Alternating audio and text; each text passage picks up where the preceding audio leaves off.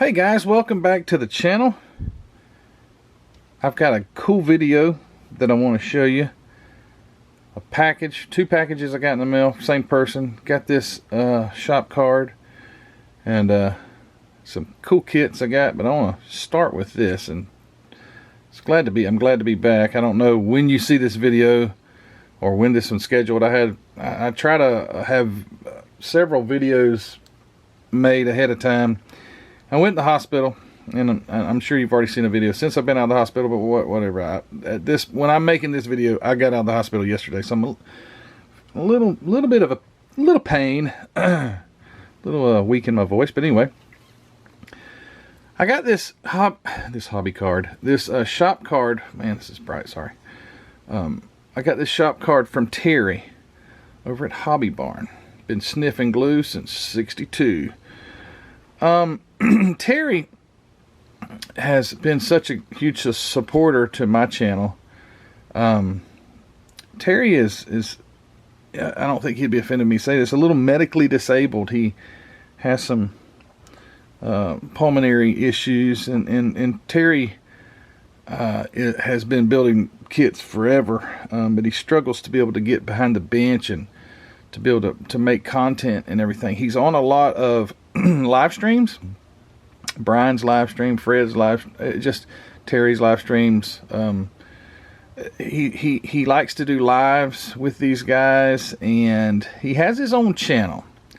He doesn't get to post as often as he wants. His goal is to build a model kit in the near future. Not that he's never built one, but he's not been able to build them recently. But that's Terry's goal, is to build a model kit and to just have fun, even with his disability. Go over and support my friend Terry. Hobby Barn, that's the channel. Here's his email. It's ubercityradio@gmail.com. But go over there. It's Hobby Barn. I will link Terry's channel in the description of this video. One of the nicest people you'll speak to or talk to or meet. I've never met him in person. Terry lives up in Kentucky. But just a great guy. Terry, thanks for the words on the back, buddy. I really appreciate it. Hope you stay well, and you guys go check out Hobby Barn. Go give him a sub and a like, and watch his content. Alright. So I'm gonna have to clear my throat a bunch of times. I apologize, but it's just the way it is. I can't really cough at this point. Got some I just can't. I can't exert any force out of my mouth very hard, so keep having to clear my throat. Regardless of the fact, we left the hospital, and again, I don't know when you're watching this, but anyway, at the recording of this, me and Heather left the hospital yesterday. That would have been Sunday, I believe the 18th. I think today's the 19th. February 20th, I'm sorry. We left on February 19th. Today is Monday, February 20th, President's Day. Anyway, we left the hospital in Jacksonville. I got released from being in the care of the hospital there, St. Vincent's, in Jacksonville, Florida, and I knew that Ollie's had been getting in some model kits. So in my lack of mobility and kind of hunched over from my wounds, I said, Heather, on the way home, let's stop by Ollie's. She said, what? Are you Ollie's? I was like, yeah, they've got model kits in, I've been seeing, and they've got a couple that I'd like to try and get. So we stopped at the Ollie's on the way home, Kingsland, Georgia, and I picked up 3, and I'll show them to you. They're monogram kits, and they're so cool. The first one is this 57 Chevy Nomad. Now this one was, I don't know, the others are $12.99. This one was $15.99. Still, I'm absolutely pleased to pay that price for a great monogram kit. And this is a monogram kit. You'll notice it's 1/24 scale. It's a true monogram kit. I'd never built this one, and I'm sure this is nowhere near a new kit. It's kit number 850883. But I'm sure this kit was produced a long time ago by Monogram, but Monogram did wonderful, wonderful model kits. I used to be, when I started this channel, when I started this channel, I said I was an AMT guy. And that was merely because my dad was an AMT. He just loved AMT model kits. He'd always tell me about AMT. He was always AMT. And I have come to really appreciate and like monogram kits before they were taken over by Revell. Obviously, Revell owns Monogram. But anyway, the Monogram company did a wonderful job of simplicity, but yet detail. I don't know how they managed it, but they made model kits that were very easy for someone to build and to look really nice, and then they still incorporated tons of detail. So that's what I really appreciate Monogram kits. They build up so well. They were 124 scale, and I know this goes against the grain of some people. I'm sorry, I got to clear my throat again. But I like 124 scale better than 125th scale, and it's just because it's just a little bit bigger. It's a little easier to see. It's a little easier to work with. They take up more room on the shelf, but I don't know. It's just my personal preference. It doesn't really matter, but I do like the look of a 124 scale kit. It just looks, I like the bigger size. 57 Chevy Nomad. And Nomad, a lot of times people, I am sorry. I have to keep clearing my throat. A Nomad, a lot of times people mistake a Nomad. A Nomad's 2 doors. You don't see old station wagon, old 57 Chevy station wagon, 4 doors is not a Nomad. So it's a 2-door car.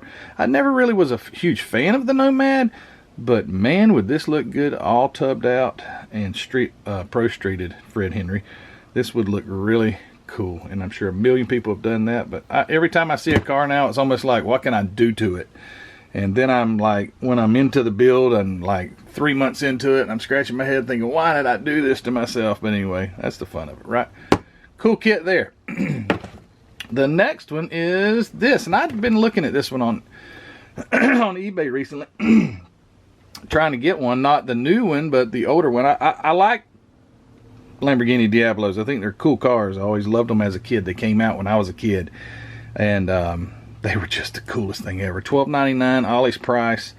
124 scale. Again, true to a Monogram kit. 124 scale. Probably not as much, probably as little detail as that Italy, I think it was, that I built recently. The black one. But anyway, I'd wanted this kit just to try a Monogram Lambo, and so I got one there at Ollie's. I was pleased to see that. And the third kit I got, however, they had more than 3 kits. They had probably 6 different variations, but I only got these 3 because I'm really out of space and I didn't necessarily need them. But I got this.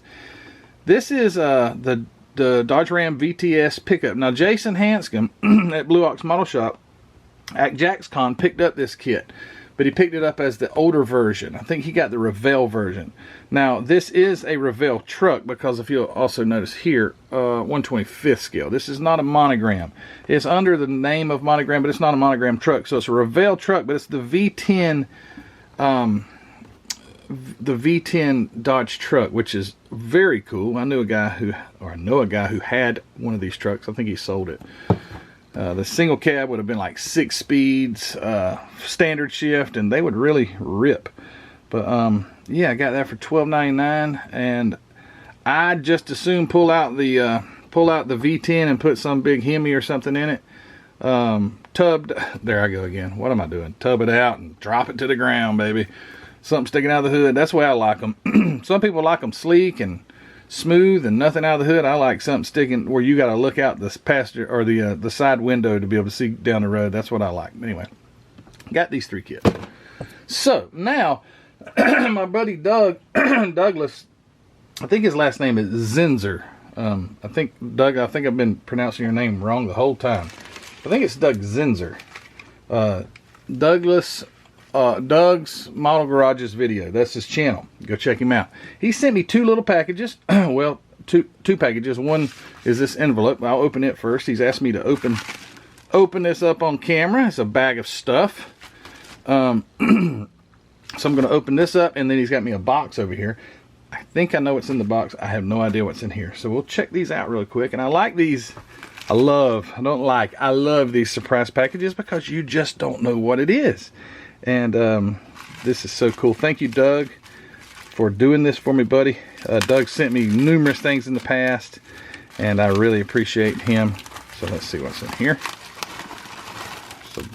a bag of stuff. And we have some big 4x4 tires, so custom wheels. And we got some STP oil cans, looks like. So we've got a set of Desert Dogs. I think these would have been in Desert Dog. What are they on? They're on one of these kits I've got up here somewhere. Is it the Bronco? No, it's not the Bronco. Is it the one of the Chevrolet pickups, or was it that International? I don't see any of them at this moment, but I can't remember. These are nice set of wheels and tires here he sent me. He's also sent me this little fella here to set up on the on the table, along with some STP gas cans. Look at that, little bitty gas cans. STP. Thank you, Doug. I appreciate it, buddy.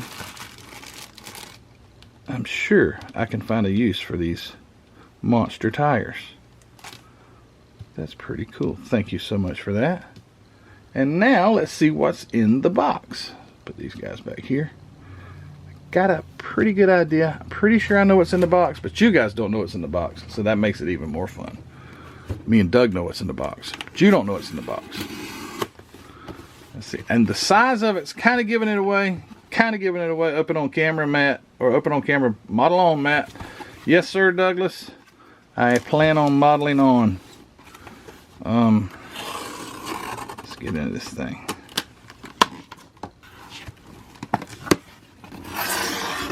Oh, ooh, look here. I got a bumper sticker here. United We Stand bumper sticker. Thank you for that. And look here. Shelly, and I've seen Shelly Anderson in the flesh and at the Gator Nationals down in Gainesville, Florida before, but this is the Shelly Anderson Western Auto Parts America Havoline Top Fuel Dragster. I remember Western Autos. I thought they were so cool as a kid. They're no long. I don't think there's any more Western Autos. I think they are long gone. But look at this. This is really super cool. I've never built a Top Fuel Dragster. I know all about Top Fuel. Well, I know a lot about Top Fuel Dragsters, but I've never built one. Now you could take a resin. They make resin engines for these things. Oh my goodness, they are so detailed, and that might just have to. I might have to do that. I know this is a killer engine in here, and when I get it out, I mean, this, whoever did this build is just so basic, but when you get this out, it may be an awesome engine. But they make killer resin Top Fuel engines for these things. And yeah, that is super cool. Shelly Anderson, she did pretty darn good as a racer. She is no longer racing as far as I know, but anyway. Revell monogram, this is 1/25th scale. Might as well take a look at this thing. Why not? Let's look at her. Oh, there's the stickers. Okay, so it looks like I would have to search a source for maybe some decals. I got some cracks in them. But I would imagine you could find this decal sheet because of it being a Revell monogram kit. I'm sure, almost sure, that you could find these decals. So that's not a worry at all. Look at this. I've never had one of these. A Top Fuel Dragster kit. I've never had one. Look at that. You can tone this thing down just a hair. The baby's bright. Ruthie says my stuff's cold and... What'd she say? Cold? I don't know what she said about my videos. 1990. Oh, I was going to look at the year date on here. I think it says 97. Revell monogram, 97. Look at the chassis. Isn't that cool? It's just one long. I mean, I know what a Top Fuel Dragster chassis looks like, but I've never seen the model kit, and that's really neat. And I guess you can build it where this comes off, you know, because a lot of race car kits, like NASCAR kits, they're made for the body to pull right off. So that's pretty neat. And it's a very, you know, as far as parts count, doesn't look like there's all that many parts. Let's open her up. Thanks, Doug. I really appreciate this. This is something different. I've got some other, oh, I almost pulled too hard. That felt really good. I can't be tugging on anything right now. But I do have some dragster stuff. Paul Olson has sent me some dragsters, but I don't have I never had a Top Fuel style dragster like this. So there's a front wheel, some airfoils or something. These go in front of the back tires. There's your rear wing struts and all those things. Here's the engine. I don't know how much you guys know about Top Fuel dragsters, but they are, at this point in 1997, they were making about 6,000 horsepower, 5 to 6,000 horsepower, running on nitromethane, or like 90% nitromethane. They are limited to 500 cubic inches, and still to this day, 500 cubic inches. They're hemispherical. They're basically Chrysler-based designs, Hemi designs. But yeah, 6,000 horsepower. Today, fast forward to 2023, they're making almost 12,000 horsepower. It is insane, and they're still 500 cubic inches. 2 valves per cylinder. Push rod engines. It is insane what nitromethane does. So you got your wheels, all kind of little engine gadgets. I'm not 100% sure what all those looks like. It's probably something with the fuel system, fuel pump or something like that. More chassis parts. Here's the rear, where the rear axle would go, and there is the rear differential axle. Ain't much of a differential in there. It's just a solid block of billet with a ring and pinion. But yeah, these things are amazing. The loudest thing that you probably will ever experience in your lifetime is a Top Fuel dragster. Nah, Matthew, jets are super loud. No, they're not.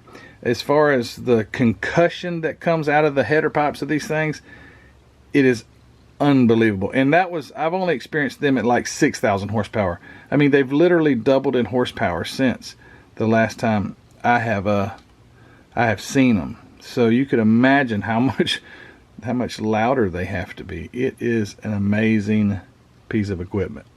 But yeah, this is a cool kit. It's got those centerline rear wheels. Look at those. And the inners, there's the steering wheel, oil pan. Very neat. And then the massive, big giant massive Goodyears for the back. Put 2 pieces together. Yeah, that's a big old tire. Big old tire. Goodyear Eagles. Oh, there are the fronts here. Man, those are nice. Those would be nice to cast. Front runners. Oh, yeah. I'm going to have to make a casting of those. Those are cool. But yeah, that is what, they got 2 different. Check this out. Why? I wonder why they did that. There's 2 different. Okay, so that's not the front tires.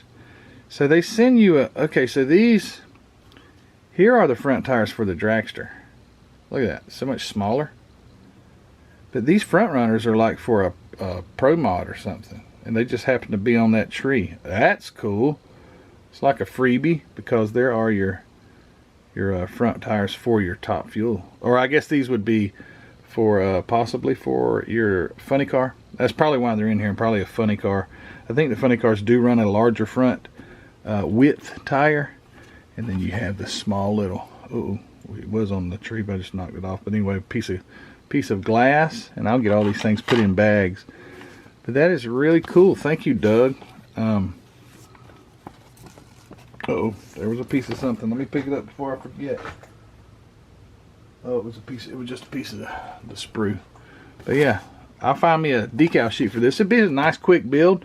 If you could get a cool resin engine, which I don't think you'd have to, because this one does look very neat. These also only have one forward gear. They don't have gears. They have a clutch system that engages progressively as the car goes down the track, so it slips initially and then it eventually maybe locks up about 3/4 of the way down the track, or else it smokes the tires, because how else could you harness 6,000, 8,000, 10,000 horsepower? Be impossible. But anyway, this is a cool car.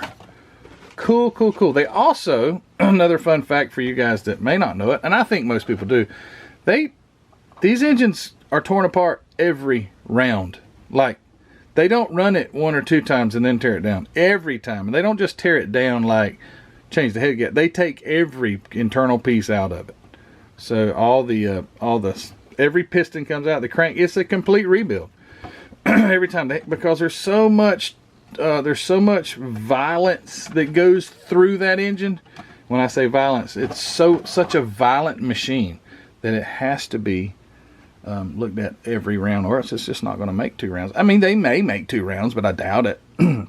Anyway, enough of the fun facts on the Top Fuel Dragster. I want to say again, thanks to Doug for sending me these cool kits. I mean, this cool kit and those cool little accessories and tires. Don't forget to go check out Terry over at Hobby Barn. Been sniffing glue since '62, so go check him out. Give him a sub. Give him some likes. Tell him Matthew sent you over, and he'd appreciate that. And I'd appreciate, guys, if you hadn't subbed already, hit the subscription button on my channel, and I thank you for all your support.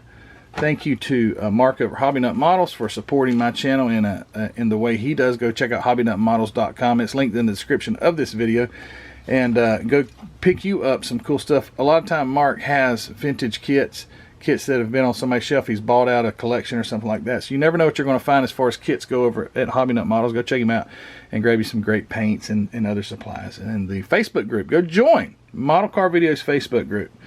Answer 3 questions and you're in. And you can share all of your model knowledge or gain knowledge from all the other knowledgeable people on the group. The spring store, thank you to everyone who purchases t-shirts and coffee mugs and stickers and all those things. And to my my Patreon, did I say Patreon page? The spring store is where you get the t-shirts. The Patreons where we have our private live streams. And guys, we're going to do one very soon if I haven't already done it by the time this video comes out. But guys, thank you so much for watching, and hey, we'll see you all on the next video. So take care, and see you later.